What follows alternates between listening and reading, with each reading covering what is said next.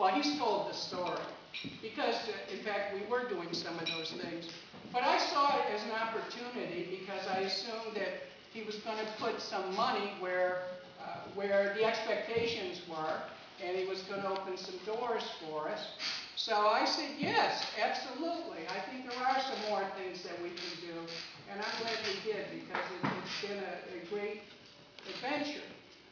There are two things that I always emphasize here. One is to direct as many resources as possible to our students, both in terms of their studies and their professional development. And the second is to reach out to the broader business community in which we all survive. So we've been able to do all those things and more through this Centers program the last couple of years. And I just want to mention tonight a few of the activities that we are doing or have expanded on since we became a Center of Excellence. One is certainly more internships for students interested in human resources or labor relations. It's so important because, unlike in the 80s, and there are a few graduates from that era here, we have more students with less experience coming into the graduate program. And the thing that makes them competitive out there in the labor market is having some experience and having the internship. So that was one of the areas we emphasized. Through Dr. Scott Liu's help, we established a double degree program with Tongji University in Shanghai, China. And we've had already 3 classes of students from China studying human resources and labor relations with us in New York, getting a degree from NYIT, as well as a master's degree from their own college at Tongji. And this year we had our first NYIT student go to Shanghai to study. He stopped by my office last week. I think he was taking an early spring break. And he couldn't say enough good things about his experience in studying at Shanghai, a truly global effort and a global economy. Another thing that we've been doing is sending as many students as possible to workshops and conferences and seminars. And there's where Chef Veronica's deep pockets come in because these things cost money. And just this year, for example, we've had several students participate in the HRNY activities in New York, in the Long Island SHRM activities, including the upcoming conference in April. And we're going to send 2 of our student SHRM officers to the national conference in San Diego this June. What a wonderful opportunity for them to rub shoulders with the leaders in the field and really find out what is going on. We've involved a number of students in faculty mentored research, and they're participating in writing of papers and reports that will be given at conferences, and that's a big plus to their growth professionally. Our student SHRM chapter is on track to win its 3rd Superior Merit Award this year. I know that they've been working on it, and I think they're so close that they will. And that's a national recognition. And I'm proud to say that this evening there are several of our current or former student SHRM chapter members who have turned out. Phil Esposito, where is he? Phil is the George Washington NYIT SHRM. He was our first president when we were 12 or 13 students meeting in the dairy bar.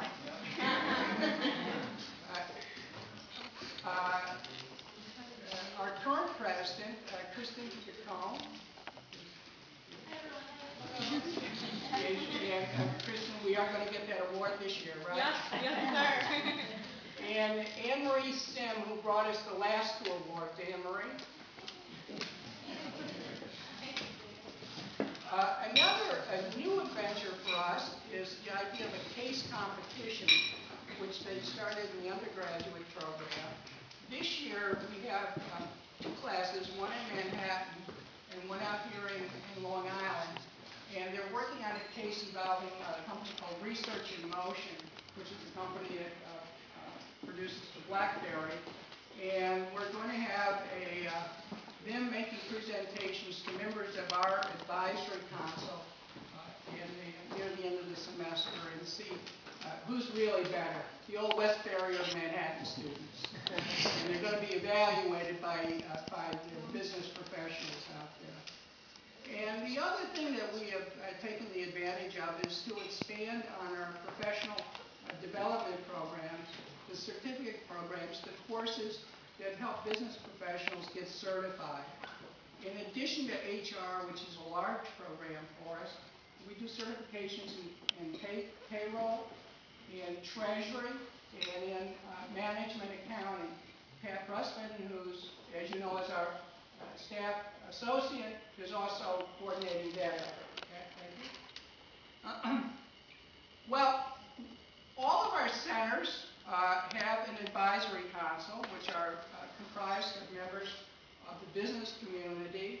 And when we formed ours within the Center for Human Resource Studies, we were sure to include a number of our alumni because we felt that they had a lot to bring back to our student body. And I'm proud to say that our honoree this evening, Brian Silva, has been one of the more active members of our advisory council.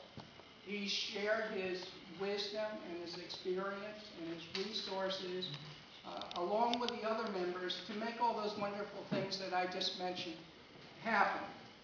Before I introduce Brian, I want to tell you a few things, some of the key points of his career.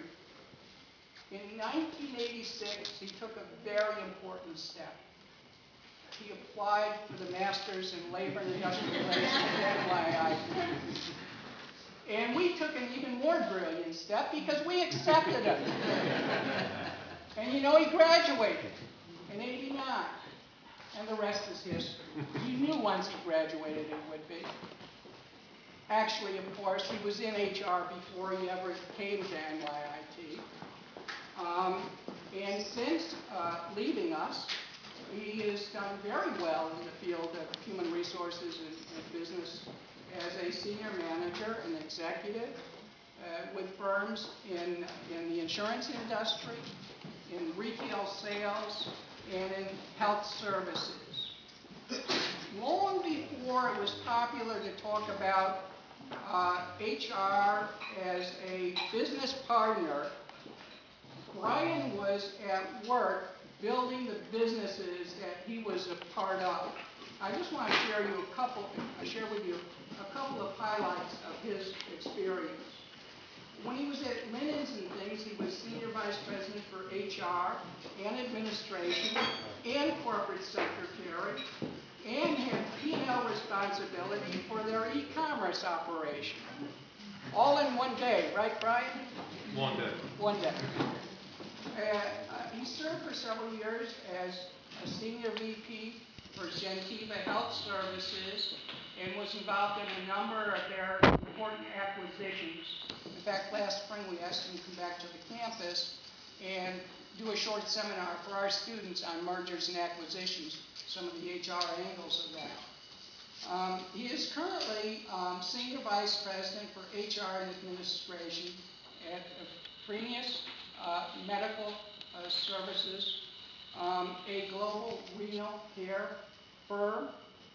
Brian's role there is to lead a 200 HR professionals from around the globe, focusing on cutting-edge solutions to human capital issues that their firm encounters.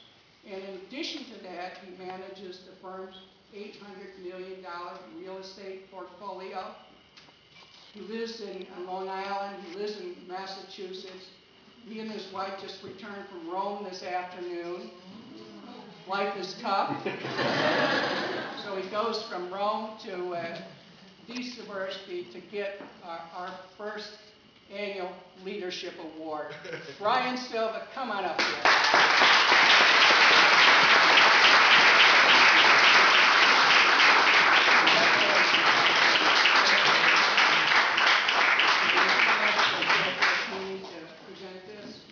I'll read it to you. Presented to Brian Silva, an appreciation for your outstanding leadership and service, March 18th. I almost read it wrong, didn't I? March 18th, 2009.